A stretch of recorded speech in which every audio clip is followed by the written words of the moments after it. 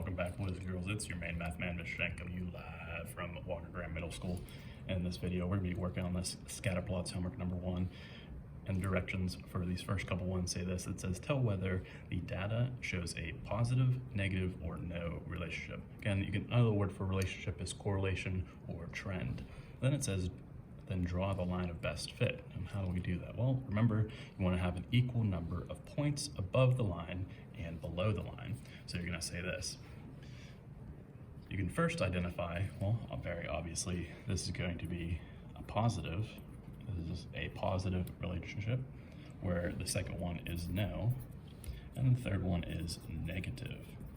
So when you go to draw the line of best fit, usually what I do is I count out the number of points we have. So in this number 1, we have 1, 2, 3, 4, 5, 6, 7, 8, 9, 10, 11, 12. So since we have 12 points, that means I want to have 6 above and 6 below the line. So again, I kind of use a straight edge to kind of line it up. Again, it doesn't have to go through the points, but it can. I draw my line. And as long as I have something like this where it has, about 6 above and 6 below, as long as it is mainly showing that it is a positive trend. Make sure you're seeing also, however, since if there is no correlation or no relationship, there is no line of best fit. So no line of best fit. And that's only when you have that no correlation. Then the last one, it has for negative, we have 1, 2, 3, 4, 5, 6, 7, 8, 9, 10, 11, 12 again. So let's have 6 and 6. Again, it's a little bit more spread out, but as long as we're kind of going through these points, it'll be a little bit easier to see.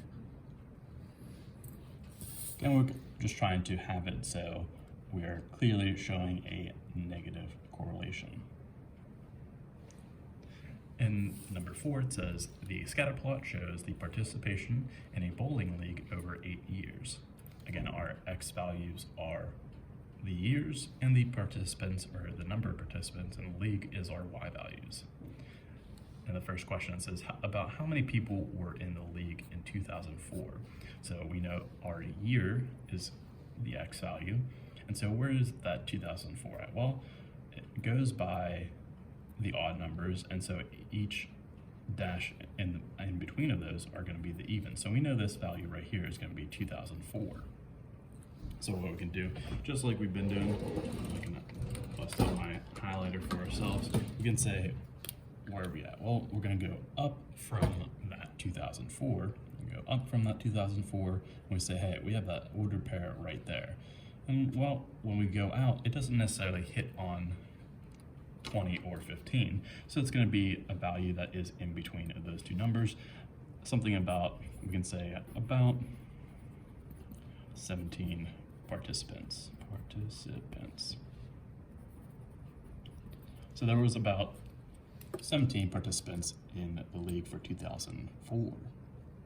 Then you can say, all right, describe the relationship shown by the data. Well, as you notice, as our X values increase, meaning as the years go on, there are going to be more participants, which makes sense too, because the bowling league would get more popular. So we could say it is a positive relationship.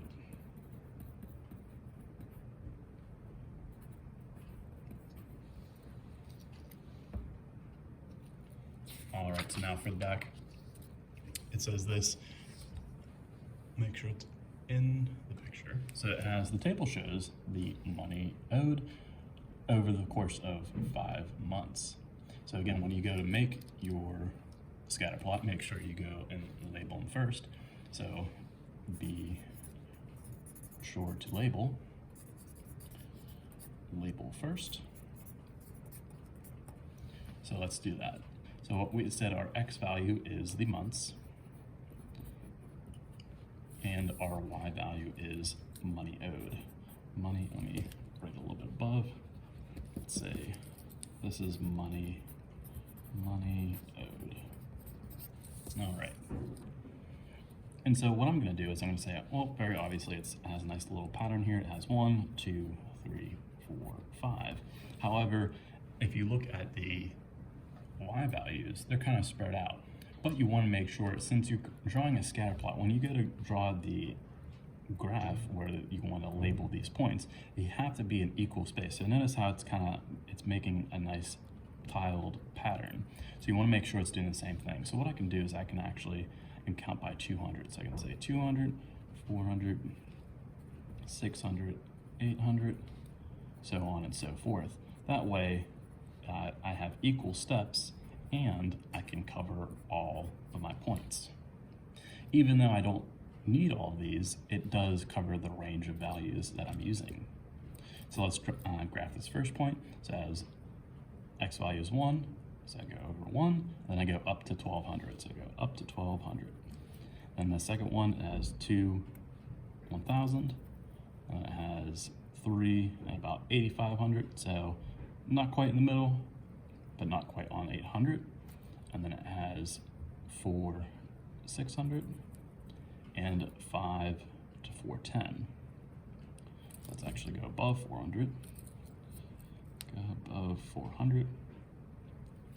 And so it gives you about 5 months. And usually, when you try to draw that line of best fit, maybe do a different color here. So again, kind of line it up. Doesn't have to be perfect, but you want to be able to show those patterns.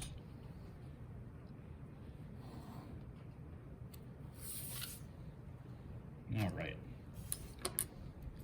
So that helps us make a prediction, because now that we have that line of best fit, we can kind of say, hey, that's the trend that it's going along. So it's almost like it's decreasing every 200 for each month, but it's not exactly that amount. So you could say, all right, well, if I was to go to 6 months, I can just say 6 months, and we could say we would owe about, again, approximately, we can say about 300.